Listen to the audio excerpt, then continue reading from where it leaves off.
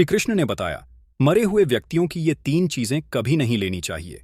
जय श्री कृष्ण दोस्तों, गरुड़ पुराण के धर्मकांड के प्रेत कल्प में मृत व्यक्ति की ऐसी 3 वस्तुओं का वर्णन किया गया है जिनका उपयोग कभी नहीं करना चाहिए। वीडियो में आगे बढ़ने से पहले चैनल को सब्सक्राइब करें, इससे आप जीवन में कभी भी असफल नहीं होंगे, अन्यथा भयंकर यातनाएं सहन करनी पड़ती हैं और अनेक प्रकार की हानि होती है। इसलिए प्रत्येक व्यक्ति को इन वस्तुओं के बारे में अवश्य जान लेना चाहिए। श्री कृष्ण ने गरुड़ जी को अत्यंत ज्ञानवर्धक जानकारी दी है। इसे सुनने से आपके भी ज्ञान में वृद्धि होगी, इसलिए आप इस वीडियो को पूरा अवश्य देखें, क्योंकि आधा अधूरा ज्ञान घातक होता है। तो चलिए शुरू करते हैं। दोस्तों, एक बार गरुड़ जी, जो भगवान विष्णु के वाहन हैं, वह अपने मन में शंका लेकर भगवान श्री कृष्ण के पास द्वारका में आते हैं। अपने प्रिय वाहन गरुड़ को देखकर भगवान श्री कृष्ण अत्यंत प्रसन्न होकर उनका स्वागत करते हैं और कहते हैं कि गरुड़, द्वारका में तुम्हारा स्वागत है। तुम्हारे आने से मुझे बड़ी प्रसन्नता हुई है। निस्संदेह तुम्हारे आने का कोई विशेष कारण होगा, बताओ किस प्रयोजन से तुम यहां पधारे हो। गरुड़ जी भगवान श्री कृष्ण को प्रणाम करते हुए कहते हैं कि प्रभु, आप तो सर्वज्ञ हैं, इस पूरे संसार में कुछ भी आपसे छिपा नहीं है। मैं आपके पास एक शंका लेकर आया हूं जिसका समाधान केवल आप ही कर सकते हैं। दोस्तों, अगर आप सब चैनल पे नए हैं तो अंशिका वॉइस को सब्सक्राइब करें, ताकि आपके ऊपर माता लक्ष्मी की कृपा हमेशा बरसाती रहे और आपका घर धन से भर जाए। भगवान श्री कृष्ण हंसते हुए कहते हैं, ये पक्षीराज, तुम्हारी जो भी शंका हो निसंकोच होकर पूछ लो। तुम्हारी हर शंका और समस्या का समाधान करना मेरा कर्तव्य है। गरुड़ जी गंभीर स्वर में कहते हैं, हे प्रभु, मेरा प्राश्नीय है कि जब कोई जीव मृत्यु को प्राप्त होता है तब वो अपने साथ कौन सी वस्तुएं लेकर जाता है, और मृत्यु के बाद उस प्राणी से जुड़ी कौन कौन सी वस्तुओं का उपयोग अन्य लोगों को नहीं करना चाहिए। भगवान श्री कृष्ण ने विचारपूर्ण स्वर में कहा, हे गरुड़, तुम्हारा प्रश्न अत्यंत महत्वपूर्ण है। इस संसार में जो भी जन्म लेता है उसकी मृत्यु निश्चित है। मनुष्य इस संसार में खाली हाथ अवश्य आता है, किंतु जब उसकी मृत्यु होती है तो वह अपने साथ 5 चीजें लेकर जाता है। और यह भी सत्य है कि जीवित मनुष्य को मरे हुए व्यक्ति की 3 चीजों का उपयोग कभी नहीं करना चाहिए। तुम्हारे इन दोनों प्रश्नों का उत्तर देने से पूर्व मैं एक ब्राह्मण और 5 क्रेतों की कथा सुनाता हूं, जिससे तुम्हारे सभी प्रश्नों का समाधान हो जाएगा। इस कथा को ध्यान से सुनो, क्योंकि इसके माध्यम से मानव जीवन के गूढ़ रहस्यों को समझा जा सकता है। इस कथा का श्रवण करने पर मनुष्य के कोटि-कोटि पाप नष्ट होते हैं, इसलिए इस कथा का तुम प्रचार करना। गरुड़ जी ने श्रद्धा से कहा, हे प्रभु, मैं ध्यानपूर्वक आपकी कथा सुनने के लिए तैयार हूं। कृपया मुझे वह पवित्र कथा सुना। फिर भगवान श्री कृष्ण ने गरुड़ जी को वह कथा सुनाते हुए कहते हैं, हे गरुड़, एक समय की बात है। मध्य देश में देवशर्मा नाम का एक गरीब ब्राह्मण रहता था। वह अत्यंत गुणवान और शास्त्रों में पारंगत था। उसने वेद और शास्त्रों का बड़ी गहराई से अध्ययन किया हुआ था, किंतु वह अपने ज्ञान का कभी दुरुपयोग नहीं करता था। उसने कभी अपने ज्ञान का उपयोग धन कमाने के लिए नहीं किया। अत्यंत गरीब होकर भी वह भिक्षा मानकर ही अपना गुजारा चलाता था।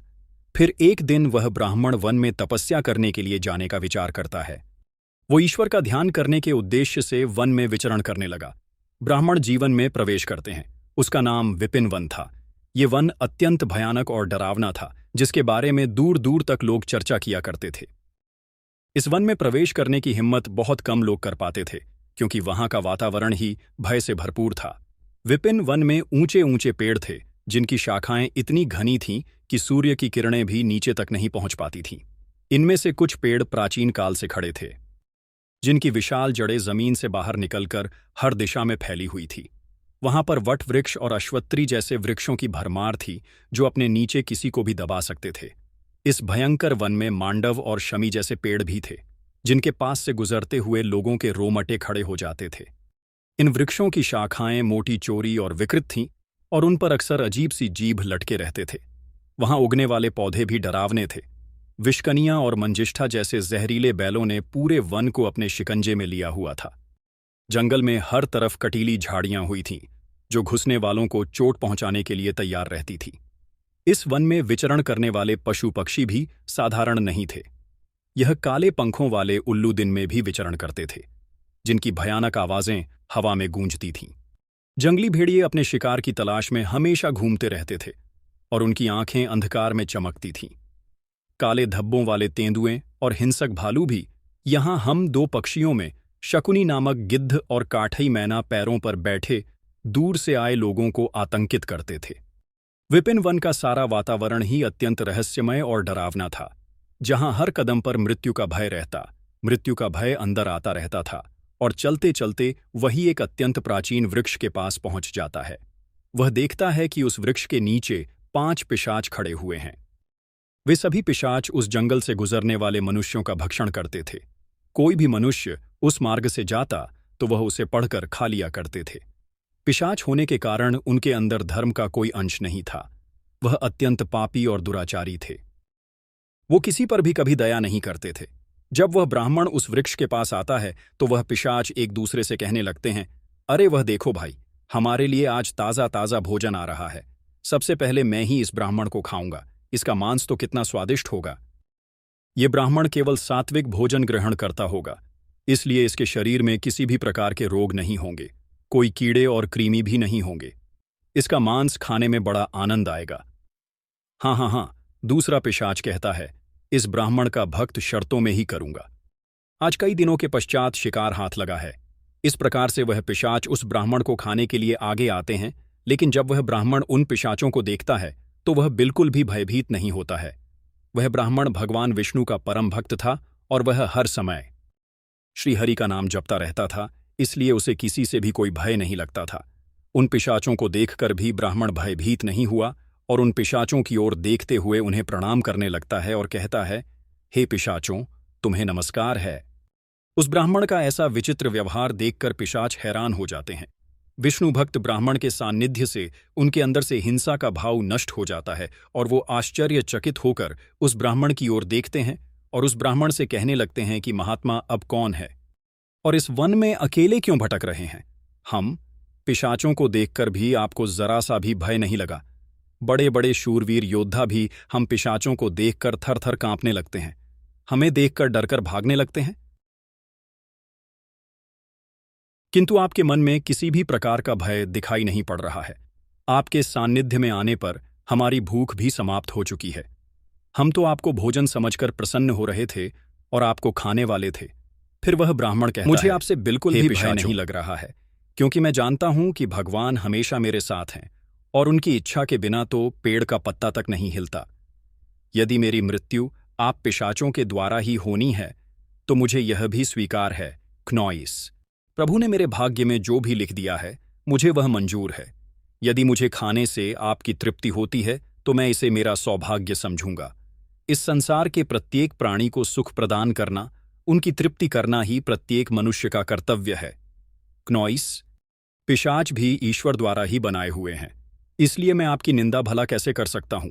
ब्राह्मण के ऐसे वचन सुनकर वे सभी पिशाच आश्चर्यचकित हो जाते हैं और उस ब्राह्मण से कहने लगते हैं, हे ब्राह्मण देवता, आपके वचन अत्यंत सुंदर हैं, जिन्हें सुनकर ही हमारी तृप्ति हुई है।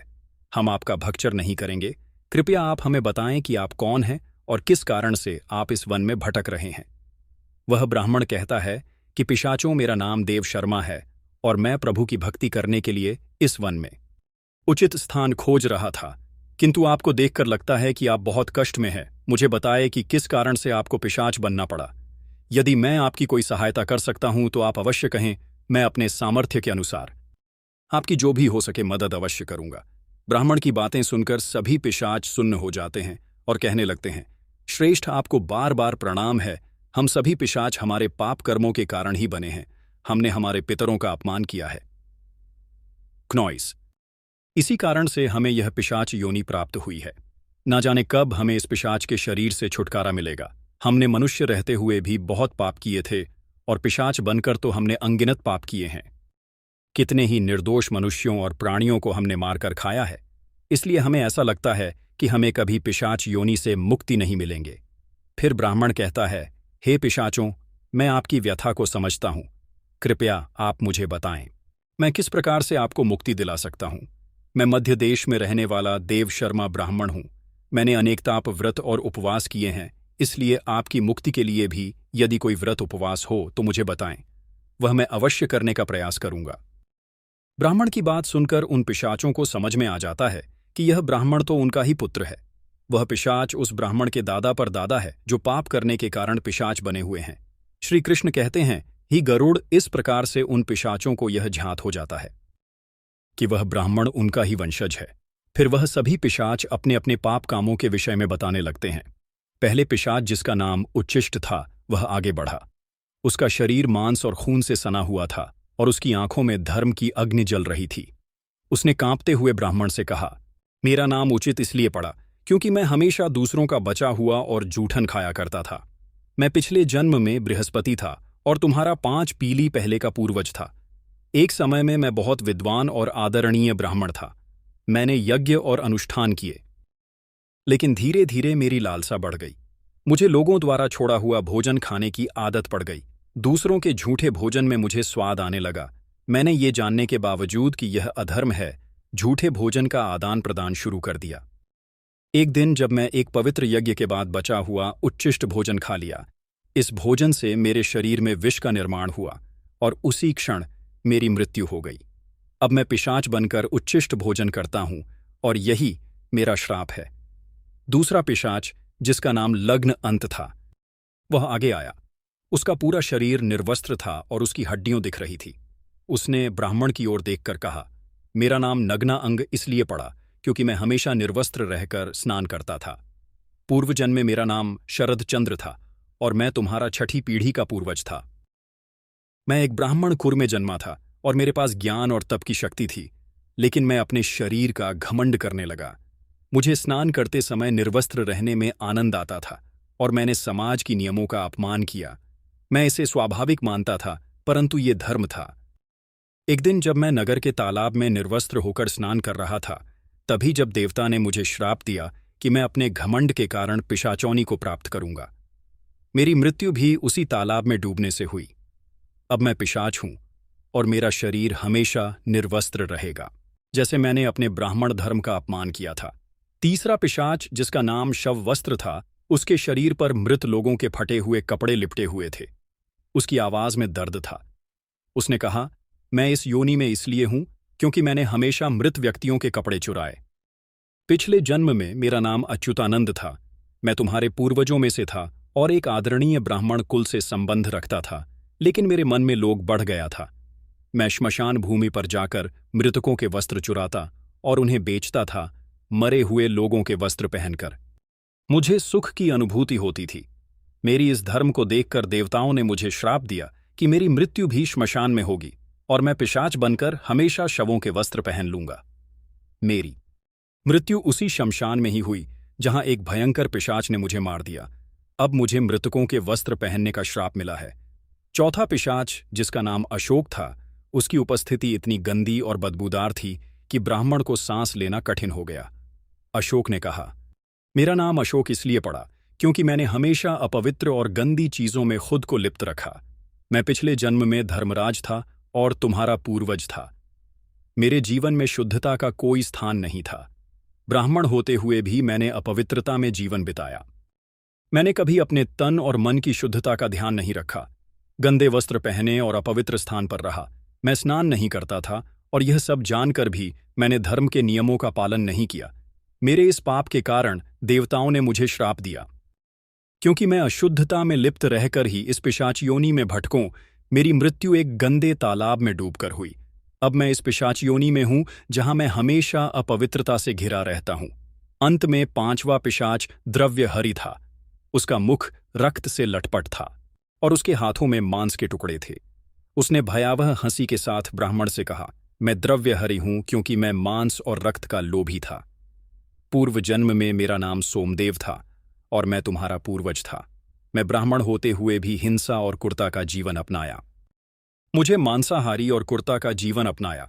मुझे मांसाहारी और हत्या में आनंद आता था। मैंने कई निर्दोष प्राणियों का खून बहाया और उनका मांस खाया। मैंने अपने परिवार और समाज की मर्यादाओं का उल्लंघन किया। मेरे इस अधर्म के कारण मेरी मृत्यु एक मांसाहारी भोज के दौरान हुई। जब मैंने एक गाय का मांस खाया तो देवताओं ने मुझे श्राप दिया कि मैं इस पेशाच योनि में आकर रक्त और मांस का लोभी बनूंगा। अब मैं हमेशा द्रव्यहरि बना हुआ हूं। इस प्रकार से वह पेशाच कहते हैं। हम हमेशा ही उच्चस्त वस्त्र पहनते थे। गंदे मैले वस्त्र पहनकर ही भोजन पूजा पाठ आदि किया करते थे। हमने हमेशा ही उच्चस्त भोजन ही ग्रहण किया है। इसी कारण से हमारी यह दुर्गति हुई है। हम निर्वस्त्र होकर स्नान करते थे, जिस कारण से हमारे पितरगण हमसे रुष्ट हो गए। हमने कभी पितरों के लिए भोजन अर्पित नहीं किया। इसी कारण से हमें मृत्यु के पश्चात प्रेत बनना पड़ा। फिर वह पिशाच कहते हैं, हे वत्स, तुम हमारे ही वंश से हो, हम तुम्हारे पूर्वज हैं। ये ईश्वर की ही कृपा है कि उन्होंने तुम्हें हमारे पास भेजा है। अब हमें यकीन हो गया है कि तुम हमें मुक्ति अवश्य दिलाओगे। ये वक्त तुम अभी जाओ और हमारी मुक्ति के लिए उपाय करो।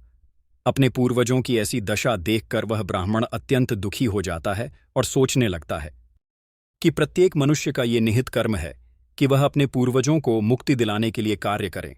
वह ब्राह्मण उन पिशाचों को वचन देता है और कहता है कि पितामह, मैं आपकी मुक्ति के लिए आवश्यक उपाय करूंगा। फिर वह ब्राह्मण मुनि अगस्त्य के पास जाता है और उन्हें पितरों की मुक्ति के लिए उपाय पूछता है। मुनि अगस्त्य उस ब्राह्मण को पितरों की मुक्ति के लिए किए जाने वाले तर्पण, श्राद्ध, पिंडदान, दान, धर्म आदि क्रियाएं के बारे में बताते हैं। फिर वह ब्राह्मण पवित्र नदी के तट पर जाकर अपने पूर्वजों के लिए वे सभी कार्य करता है जो मुनि अगस्त्य के बताए हुए होते हैं। वह पहले नदी के पवित्र जल से तर्पण करता है, फिर नदी के तट पर बैठकर पिंडदान करता है और उससे जो कुछ भी हो सके उसी के अनुसार दान धर्म करता है। इस प्रकार से उस ब्राह्मण के द्वारा तर्पण और दान धर्म करने से अपने सभी पिशाच मुक्त हो जाते हैं और स्वर्ग की ओर जाने लगते हैं। फिर श्री कृष्ण गरुड़ से कहते हैं, ये गरुड़ इसीलिए मनुष्य को कभी उचित वस्त्र नहीं पहनना चाहिए, अर्थात गंदे और मैले कपड़े नहीं पहनना चाहिए, कभी उत्शिष्ट भोजन ग्रहण नहीं करना चाहिए, दूसरों का झूठा जमीन पर पड़ा हुआ, दूसरों के द्वारा ठगा गया तथा पितरों को अर्पण किए बिना किया गया भोजन उत्शिष्ट भोजन होता है। हे गरुड़, अब मैं तुम्हें मृत व्यक्ति की उन वस्तुओं के विषय में बताता हूं जिनका उपयोग जीवित मनुष्य को कभी नहीं करना चाहिए। खनौइस, इसलिए तुम ध्यान से सुनो। हे गरुड़, मनुष्य इस संसार में जन्म लेकर कई भौतिक सुखों के मुंह में पड़ जाता है। मृत्यु के बाद भी उसका उन वस्तुओं के प्रति मोह नहीं छूटता है जब तक मनुष्य सांसारिक वस्तुओं का मोह त्याग कर संपूर्ण रूप से ईश्वर को अपना नहीं लेता। तब तक वह अलग अलग योनियों में जन्म लेकर पृथ्वी लोक पर ही भटकता रहता है। कभी कभी यह मूल इतना अधिक होता है कि वह मृत्यु के बाद भी इसी पृथ्वी लोक पर भ्रमण करता है, अर्थात वह प्रेत योनि धारण करता है। यदि किसी मनुष्य की अकाल मृत्यु हो जाती है तो वह भी प्रेत योनि में चला जाता है और प्रेत बनकर वह अपने ही परिवार के लोगों को दुख देने लगता है। कई बार मनुष्य अपने मृत परिजनों की वस्तुओं को उनकी याद में अपने पास रख लेते हैं या उनकी वस्तुओं का उपयोग भी करने लग जाते हैं। लेकिन मनुष्य को मृत व्यक्ति की कुछ वस्तुओं का उपयोग कभी नहीं करना चाहिए, क्योंकि इन वस्तुओं के साथ उस मृत व्यक्ति की ऊर्जा जुड़ी हुई होती है। उस मृत व्यक्ति का उन वस्तुओं के प्रति मोह बहुत अधिक होने के कारण वह मृत्यु के बाद भी उन वस्तुओं से जुड़ा रहता है, और यदि कोई इन वस्तुओं का प्रयोग करता है तो उसे कई परेशानियों का सामना करना पड़ता है। वो मृदात्मा उसे कई प्रकार से कष्ट देने लगती है। इसलिए किसी भी मनुष्य को मरे हुए व्यक्ति की चीजों का इस्तेमाल कभी नहीं करना चाहिए। मनुष्य चाहे तो उन वस्तुओं को संभालकर अपने घर में रख सकता है अथवा उन चीजों को नदी के जल में प्रवाहित कर सकता है, लेकिन भूल से भी उनकी वस्तुओं का इस्तेमाल नहीं करना चाहिए। उसे मृत आत्मा की शांति के लिए मनुष्य उस व्यक्ति की प्रिय वस्तुओं का दान करता है, तो ये बहुत ही शुभ होता है। सबसे पहली वस्तु है मृत व्यक्ति के कपड़े। मृत व्यक्ति के कपड़ों का कभी भी इस्तेमाल नहीं करना चाहिए, उन्हें भूलकर भी पहनना नहीं चाहिए। ऐसा करने से मृत व्यक्ति की आत्मा उस व्यक्ति से जुड़ जाती है जो इनका इस्तेमाल करता है। मृत व्यक्ति की यादें उस व्यक्ति को सताने लग जाती हैं जो उनके कपड़ों का इस्तेमाल करता है, जिस कारण वह व्यक्ति मानसिक और शारीरिक रूप से कमजोर हो जाता है। उस व्यक्ति को अपने मृत परिजन की ऊर्जा का एहसास भी होने लगता है। खनौइस, इसलिए मृत व्यक्ति के कपड़े कभी भी नहीं पहनना चाहिए।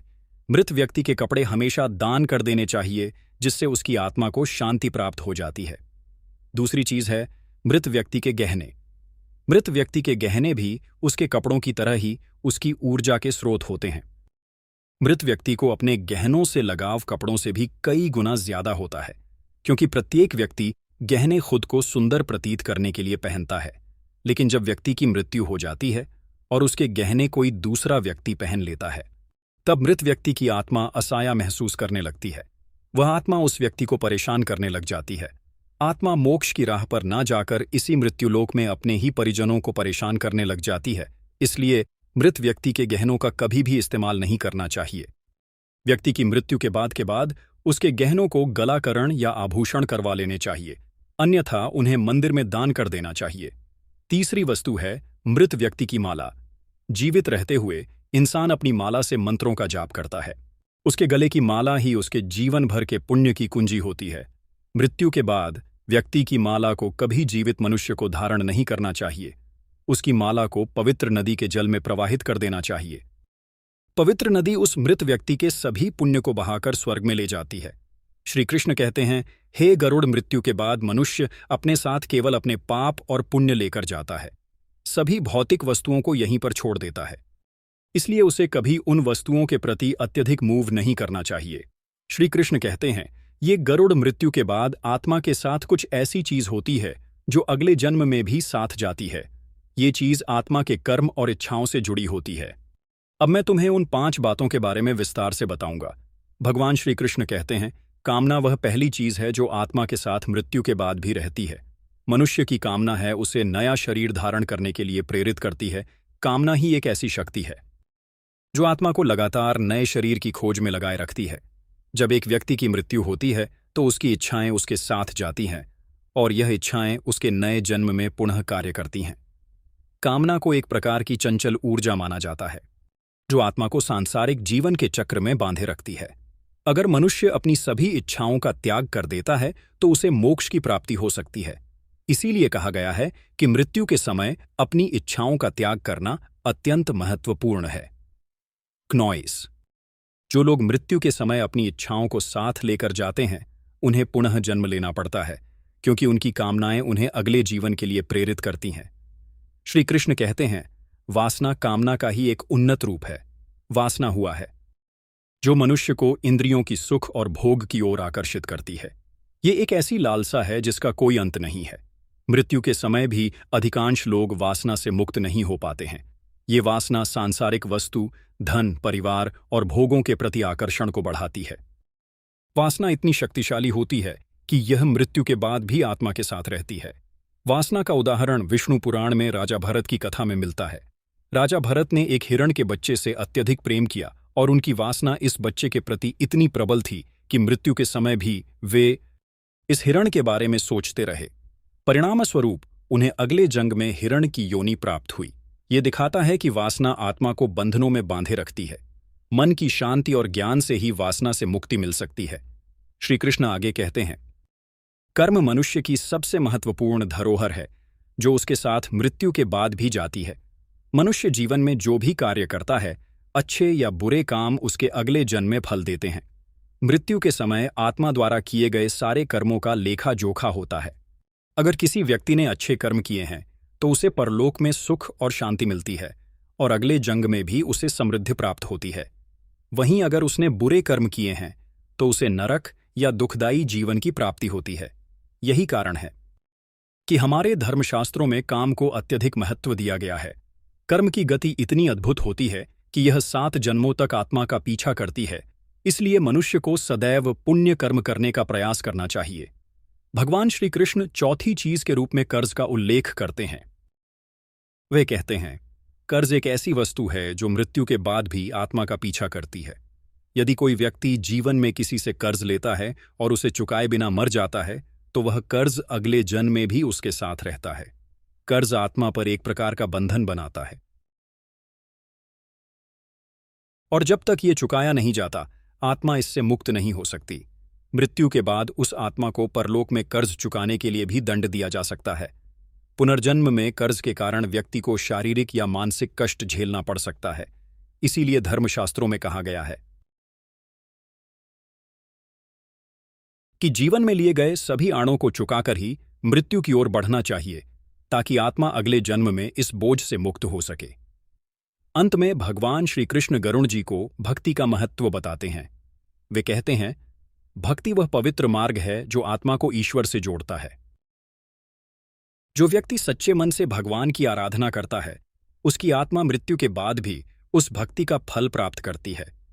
भक्ति ही वह शक्ति है जो आत्मा को जन्म मरण के चक्र से मुक्त कर सकती है और उसे मोक्ष की प्राप्ति दिला सकती है।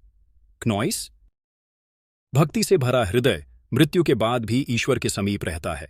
यही कारण है कि भक्ति को जीवन का सबसे पवित्र साधन माना गया है। इस प्रकार भगवान श्री कृष्ण ने गरुड़ जी को बताया कि आत्मा के साथ मृत्यु के बाद कामना, वासना, कमी, कर्ज,